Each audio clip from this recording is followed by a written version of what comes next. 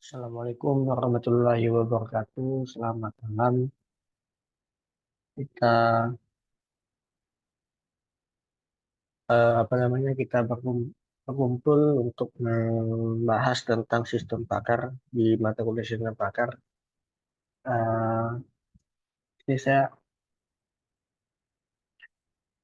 ini adalah perencanaan pembelajaran ini bertujuan agar mahasiswa memahami sistem pakar dan mahasiswa memahami aplikasi apa saja dan penerapan dari sistem pakar tersebut.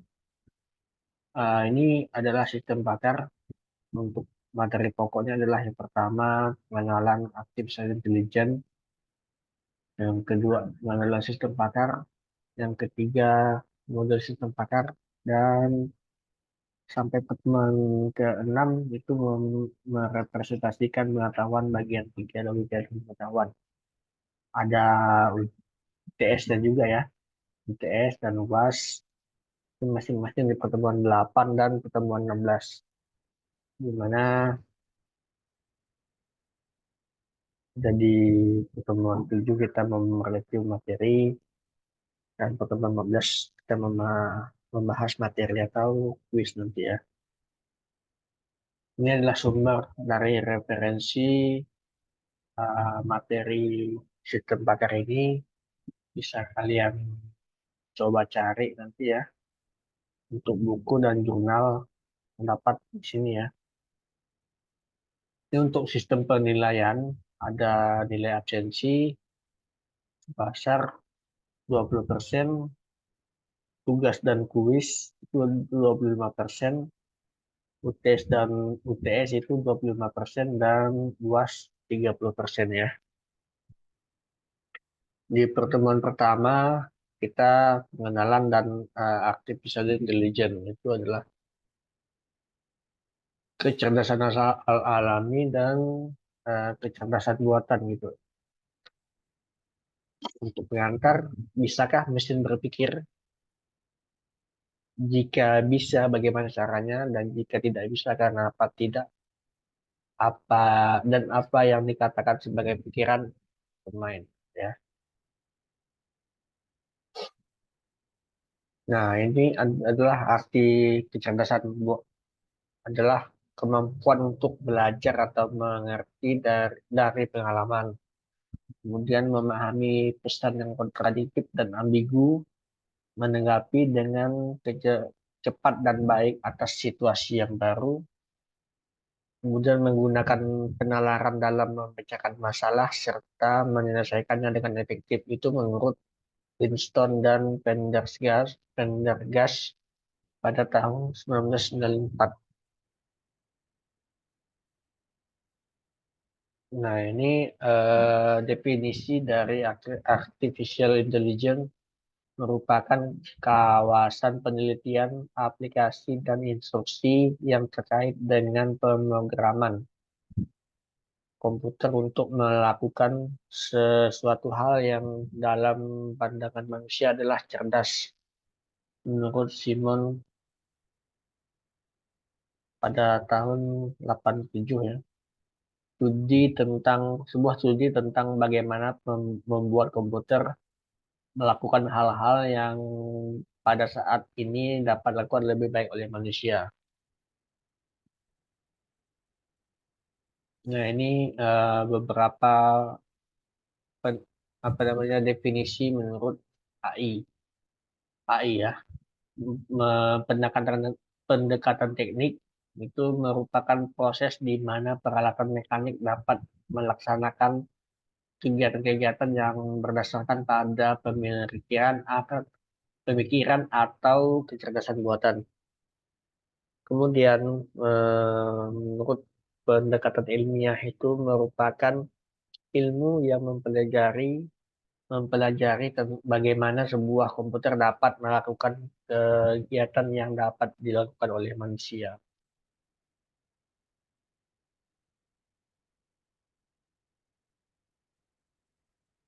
Ini beberapa sejarah dari AI pada 1955 dikembangkan dalam bidang permainan. game catur oleh Shannon. Kemudian tahun 56 itu istilah AI mulai dipopulerkan oleh John McCarthy sebagai suatu tema ilmiah di bidang komputer yang diadakan di Dartmouth oleh. Kemudian pada tahun 63 itu checker playing di program diperkenalkan oleh Samuel. Program ini dapat digunakan untuk memainkan game dan punya kemampuan untuk menyimpan pengalaman untuk digunakan pada permainan berikutnya. Sampai pada tahun 1978 itu dikembangkan oleh Buchanan dan Feigenbaum. Bahasa pemrograman general, bahasa pemrograman ini dibuat untuk Badan Antariksa Amerika atau NASA ya, dan digunakan untuk penelitian kimia di planet Mars. Pada perkembangan selanjutnya di studi pada AI difokuskan pada pemecahan masalah sehari-hari atau memberikan pertimbangan yang masuk akal terhadap permasalahan yang dihadapi manusia. Hal ini dicakup pertimbangan mengenai suatu objek dan hubungannya dengan objek yang lain. Misal, suatu objek mungkin berada dalam objek yang lain dan pertimbangan tindakan apa yang dapat dilakukan terhadap objek dan konsekuensinya. Misal, bila kita melepaskan objek dari genggaman, objek tersebut akan jatuh dan mungkin pecah. Ini beberapa bidang tugas AI pada bidang umum perception, vision, dan speech, natural language, understanding, generation, translating atau translation, common centration, robot control. Pada bidang formal, games, chess, matematik, geometri, logika, logik, integral, kalkulus. Pada bidang ahli, engineering, desain, manufacturing, planning, scientific analysis, medical diagnosis, financial analysis. Ini ya beberapa bidang pada AI.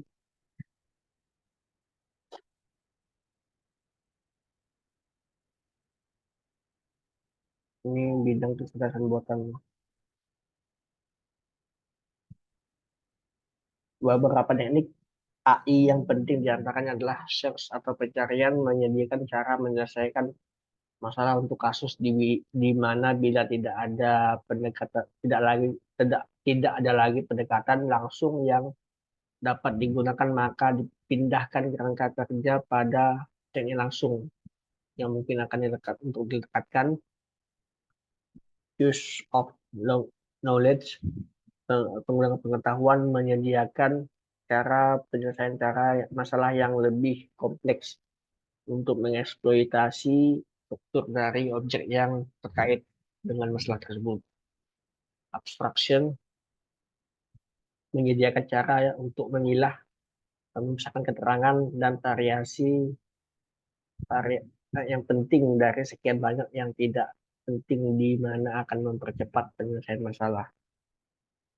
Mengapa perlu AI? Itu kita ini hampir semua permasalahan dipecahkan dengan pembantuan komputer, itu kan ya. Kemudian masalah kompleks tidak mungkin manual lagi. Kemudian tidak ada keterbatasan hardware lagi, keinginan manusia, komputer tidak seperti manusia.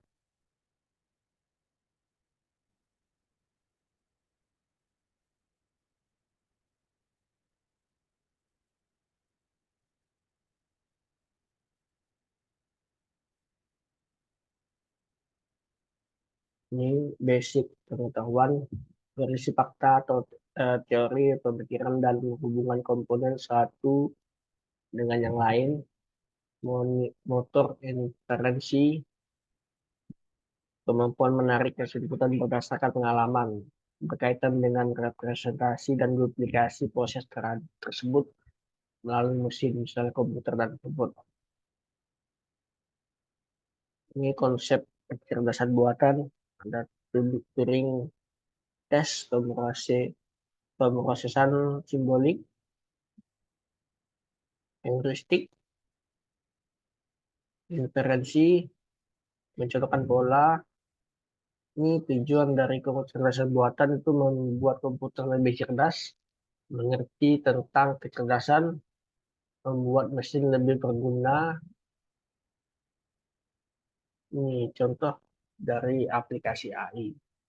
Ini Deep Blue mengalahkan Kasparov juara dunia catur. Pegasus, suatu sistem yang memahami ucapan yang mampu menangani transaksi seperti mendapat informasi tiket udara termurah. Marvel, suatu sistem pakai real-time memonitor arus data dari pesawat Voyager dan setiap anomali sinyal. Sistem robot mengemudikan sebuah mobil dengan kecepatan yang cepat pada jalan kaya umum. Suatu diagnosis, diagnostik sistem pakar sedang mengkoreksi hasil diagnosis sistem pakar yang sudah punya reputasi. Agen pintar untuk bermacam-macam domain yang bertambah pada laju yang sangat tinggi. Subjek materi pakar mengajar suatu learning, agen penalarannya dalam pusat penentuan gravitasi, aplikasi kecerdasan buatan dalam bidang pertahanan dan keamanan, face recognition, software deteksi wajah. Ini bidang image processing,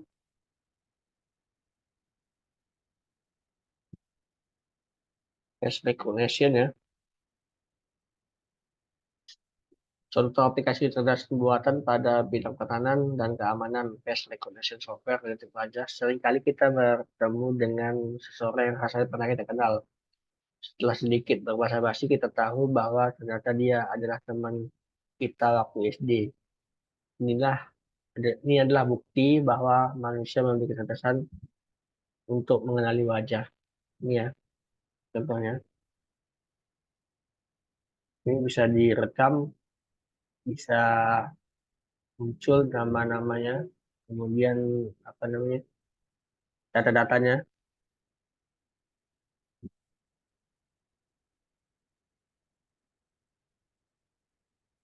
Ini bisa apa namanya, mendeteksi kecepatan pada laju mobil.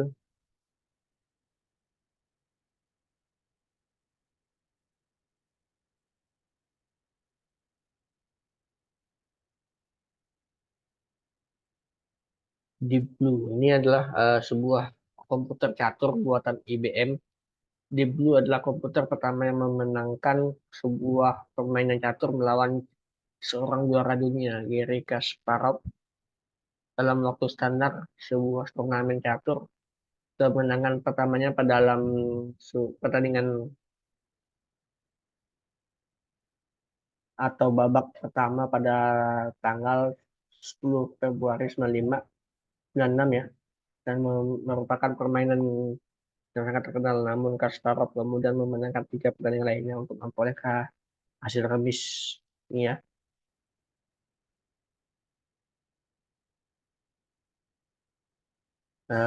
Sebuah mesin untuk sebuah permainan catur yang bisa mengalahkan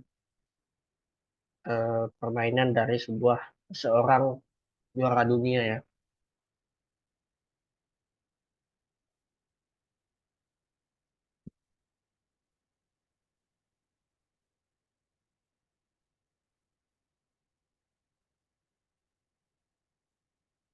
Ini speech recognition, ini kita bisa berbicara, kita bicara dan mesin untuk menerjemahkan apa yang kita maksud itu ya. Ini natural language processing.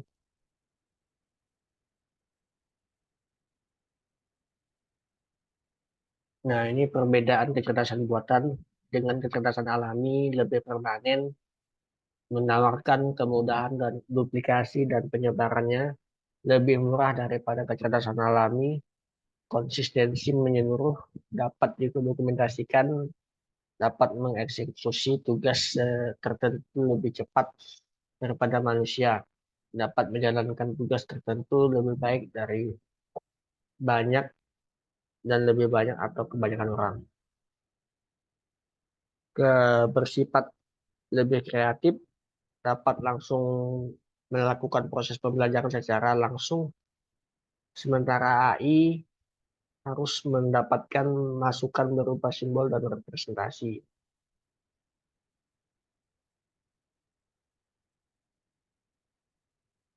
Ini ya, kelebihan kecerdasan alam ini dibandingkan AI itu adalah tadi ya, menggunakan fokus yang luas sebagai referensi untuk mengambil keputusan.